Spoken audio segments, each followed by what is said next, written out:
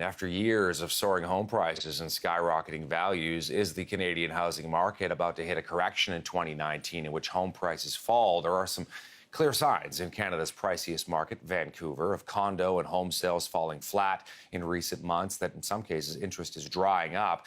So what could 2019 bring for our country? Tom Storey is standing by, sales representative with Royal LePage Signature Realty. He's joining us today from another of Canada's priciest markets, Toronto. Tom, great to have you with us. Thank you much for having me on, and Happy New Year. So what's going on? Happy New Year to you too. What do you think? Well, I think a lot of it can be credited to the stress test that came in basically over the past 2 years for both conventional and unconventional mortgages. As someone that does this on the ground level and has a lot of colleagues that work in the Vancouver markets as well, it's not so much that people don't want to get out there and buy properties. It's that just we can't afford them like we used to be able to. And I think that's a clear indication of why price growth has really slowed down in the urban markets. Right, yeah. We're looking at some numbers here as you and I are talking, Tom, on the screen about, sales falling in Vancouver and Toronto, and the average home price going down as well. And, these sort of anecdotal stories from real estate agents in the Lower Mainland in BC, and I don't know if you're seeing this in Toronto as well, but folks who say, I had an open house for a condo and like nobody showed up. And 6 months ago, 2 years ago, there would have been a line out the door. As an agent, is that worrisome for you when you hear those kind of stories? I would say we went through, even going back to 2008, almost 10 years of really, really strong growth. And markets do have a cycle. What I would look at in the real estate market is that it's all kind of relative. So unless you were specifically exiting the market, never coming back in, sure, maybe you missed your opportunity to quote unquote kind of win that lottery a few years ago.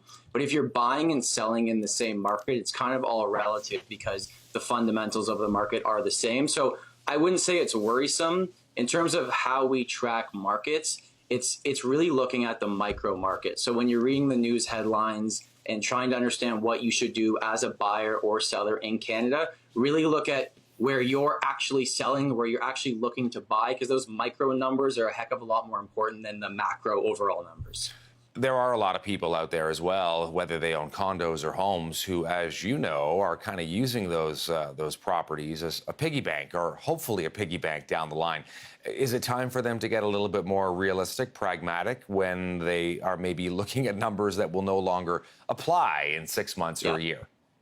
Yeah, I think if you're buying strictly on speculation, I don't think 2019 is going to be a year of a lot of growth in terms of price points. If you're buying a property, whether you're going to live in it or rent it out or just have it as an investment, even if it absolutely level doesn't move in price, I don't know too many other things in life that are tangible that you can buy and can be paid down by somebody else over that time period. So I'd say if you're buying on speculation or for a flip, the next few years ideally probably aren't going to work out too well for you. But if you're going to buy and hold for long term, as we've seen how real estate cycles work, you're probably going to be fine. All right. So, and we talked about the stress tests as well that were brought in by the federal government in order to make sure that people could, afford properties they were buying. But what about interest rates as well? Because that's another thing that no doubt you're hearing from clients, Tom, where people are saying, I'm worried what's to come in 2019.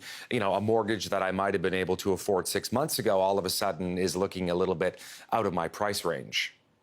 Oh, absolutely. I mean, in 2018, we had 3 rate hikes from the Bank of Canada. The overnight lending rate is now at 1.75. You go back, 2 years ago, it was at 0.50. So we've seen a big impact there.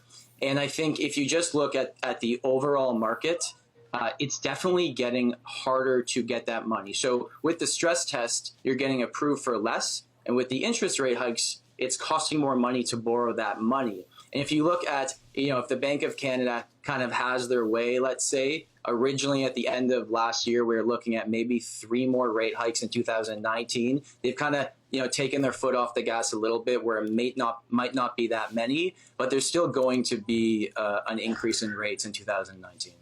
Tom, great to have you with us as always. Thanks for making a bit of time for CTV News. Thanks so much. Have a great day. Tom Storey with Royal LePage.